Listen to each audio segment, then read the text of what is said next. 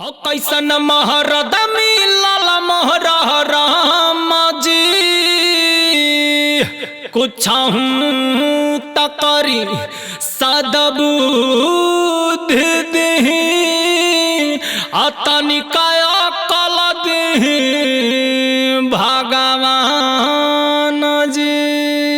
हाय हाय हाय अरे का भइल भजे अरे काय भर भर भगवान से निहरा करत हवा।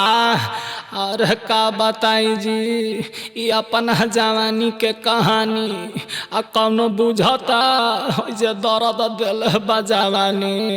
अरे बताए बताए हमने से तो पूरा गांव टोला महल्ला बतावेला। हाँ लइका होला बियाह होला। अरे बोलना है सलमा।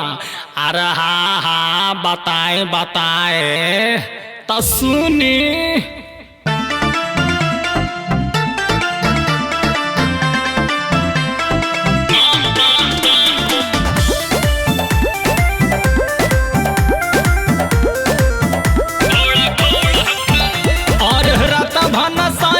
सुकेला घोड़ा घोड़ा खल्ला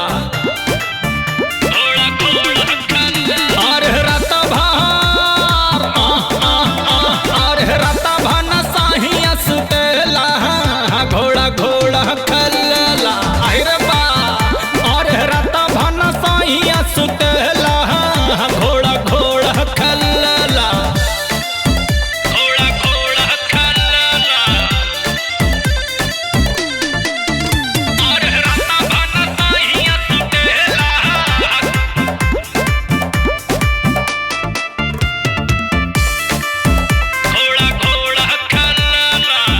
जानी से जिया पे घोड़ा बनावेला धाके उकालाई हमरा टोटिया दादावेला। जब जानी से जिया पे घोड़ा बनावेला धाके उकालाई हमरा टोटिया दादावेला। और निकाले आवाज हमारो तैयार रत भार अरे रत भन साइया सुतेला घोड़ा घोड़ा खल्ला ए जी। और रत भन साइया सुतेला घोड़ा घोड़ा खल्ला। अरे हाय कौन खेला है भौजे। और का बताई जी दिया हो गइल रउआ लोग के। और हमनी में दिया होला त रउआ लोग का जनम के कौना कौना खेला होला।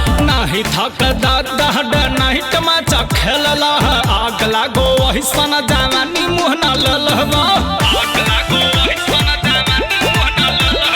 नहीं थक दादा नहीं टमाचा